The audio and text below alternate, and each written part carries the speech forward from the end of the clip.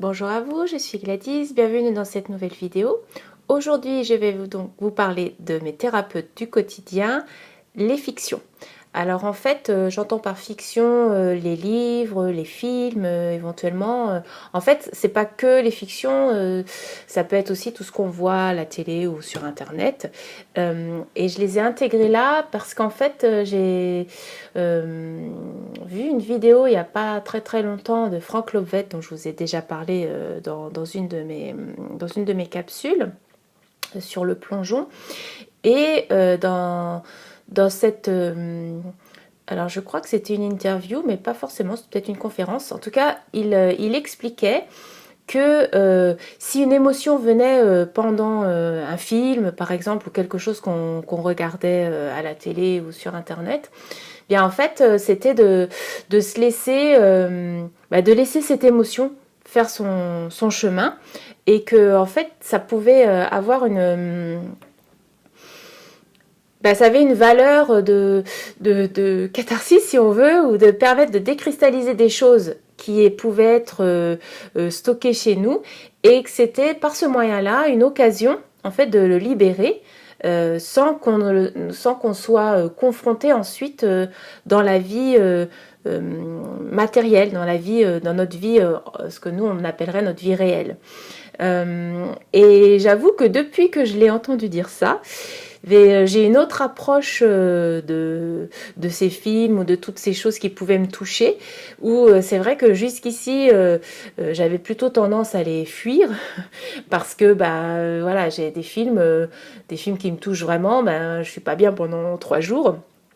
Et je dis pas que maintenant je vais les chercher, je vais pas forcément chercher ce genre de film, mais maintenant je me rends compte, ou je comprends que si jamais, même dans les films que j'ai l'habitude de regarder, si j'ai une émotion qui arrive, eh bien l'idée c'est de réussir à la laisser s'exprimer, ce qui est pas forcément mon fort, comme je vous l'ai déjà dit.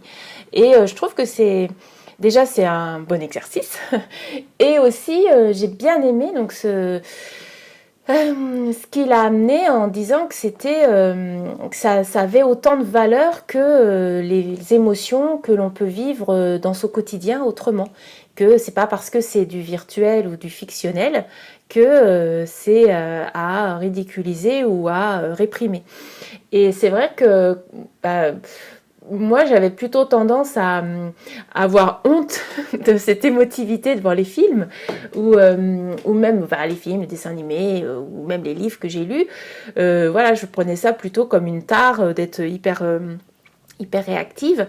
Et je me rappelle que souvent, d'ailleurs, ça avait aussi surpris, c'est peut-être aussi pour ça, c'est la réaction en fait des gens autour de moi quand je réagissais comme ça. Je me rappelle quand j'étais vraiment petite, je vais avoir 4 ans, on était allé au cinéma voir Rox et Rookie, et ma mère racontait que voilà, peut-être, en tout cas moi, ce que j'avais reçu sur le ton de la moquerie, que je lui avais demandé un mouchoir tout en pleurant, parce que dans Rox et Rookie, c'était super triste à un moment donné, je crois que les amis, ils se quittent.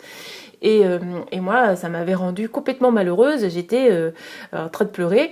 Et peut-être que déjà là, je m'étais dit, tiens, c'est un peu la honte de pleurer devant un film ou un dessin animé. Mais j'ai vraiment plusieurs fois des films, par exemple Le Cercle des Poètes Disparus, à la moitié du film, je commençais déjà à pleurer, on était au cinéma avec des copines. Alors à la fin du film, alors là j'en pouvais vraiment plus quoi, j'avais envie d'hurler dans la salle, j'étais vraiment mal, vraiment mal. Et j'avais les copines qui sautaient presque de moi quoi, qui comprenaient pas que ça puisse me mettre dans cet état-là. Et j'ai mis un temps fou avant de sortir de la salle, le temps déjà de me remettre, et puis voilà, d'être plus dans l'émotion avant de sortir de la salle de cinéma. Et puis je me rappelle le remake américain aussi de Le Retour de Martin Guerre, c'était Somersby, ou Somersby, je sais pas comment ils disent en anglais, avec Richard Gere. Et c'est vrai que pareil, oh là là, et j'étais chez des amis. Enfin vraiment, les trucs à chaque fois, c'est que je me rends compte que là où je m'en rappelle, c'est là où j'avais du public quoi, et où leur réaction à eux trouvaient que moi, ma façon d'y réagir était disproportionnée. Et dans ce film-là, c'est pareil, j'étais mal, et ils se sentaient mal eux de me voir si mal. Un film qui m'avait aussi beaucoup touchée, c'était L'été meurtrier. À la fin là, avec Alain Souchon, mais oh là là, j'étais vraiment dans un état pathétique.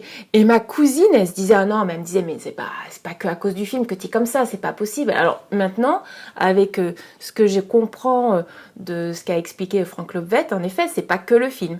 C'est juste qu'en fait, grâce au film, eh ben, j'ai réussi j'ai pu exprimer ou faire décristalliser des émotions qui étaient enquistées là depuis un bon moment chez moi, et ça a été l'occasion pour moi de les faire sortir.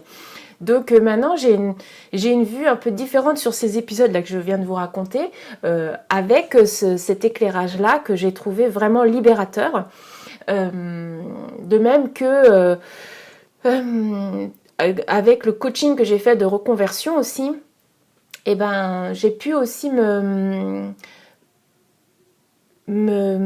valider ou me réapproprier tout le côté noble en fait d'aimer la fiction, d'aimer le rêve, d'aimer l'évasion, que je trouve moi à travers les films, à travers les livres.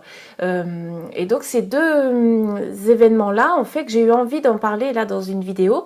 Aussi pour vous faire passer le message, si jamais vous ne l'aviez pas entendu, que c'est une bonne chose finalement de laisser ces émotions qui surgissent quand on regarde un film ou un documentaire ou n'importe, en fait, si on est touché, quelle que soit l'émotion. Là j'ai parlé de choses plutôt tristes, mais si c'est de la colère ou peut-être de la peur, hein. Je sais que moi je fuis les films d'horreur ou tous les films qui font peur parce qu'en fait ça me terrorise, et ben je me dis peut-être que au regard de ce que dit Franck Lobvet, et ben peut-être que ce serait bienvenu de ma part d'en regarder plus souvent pour pouvoir décristalliser des peurs. Et ce que j'ai compris aussi, c'est peut-être pas forcément d'aller les chercher, mais que si ça vient à soi de façon inattendue, un pseudo hasard, surtout sur YouTube où on a souvent des vidéos qui se proposent toutes seules, c'est peut-être l'occasion de se dire tiens, voilà, c'est une proposition qui m'est faite. Il prenait un exemple dans la vidéo que j'ai vue là, en disant voilà, moi je suis tombée sur telle vidéo qui était pas du tout une fiction, et ça m'a fait beaucoup de voilà, je fuyais mais j'y revenais, mais voilà, c'était vraiment très pénible de regarder cette vidéo. Et il demandait dans la salle qui avait vu aussi cette vidéo-là. Il y avait assez peu de personnes sur le nombre de personnes.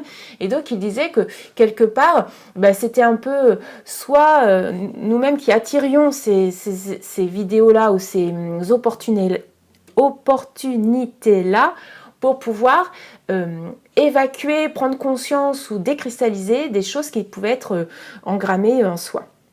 Donc depuis que j'ai cette connaissance-là, j'ai peut-être un peu moins d'appréhension. Et puis le deal avec moi-même, en fait, c'est d'avoir le courage de laisser s'évacuer ou de vivre les émotions qui pourraient se présenter, même si c'est en fiction. Et de ne pas trouver ça ridicule, mais au contraire de me dire c'est une chance qui m'est donnée de pouvoir le vivre à travers cet événement-là, plutôt que d'y être confronté dans la vie réel, ou peut-être d'être du coup mieux préparé si ça arrive dans la vie réelle. Voilà. Voilà, je regarde si je voulais dire autre chose, mais non. Pour cette vidéo-là, qui est un petit peu plus courte que les dernières, mais qui me paraît vraiment très importante, elle aborde un sujet qui me paraît essentiel, de se laisser emporter par les fictions, les films ou les documentaires que l'on peut voir ou sur lesquels on tombe, et qui nous permettent en fait d'évacuer, de nous libérer de fardeaux émotionnels. Voilà, j'espère que cette petite capsule vous aura intéressé ou vous aura apporté une libération. Soyez libre de vivre les émotions que vous rencontrez sur votre chemin, qu'elles soient dans la vie ou dans les fictions, les livres ou les documentaires que vous voyez. Et je vous remercie, je vous dis à bientôt pour une prochaine thématique.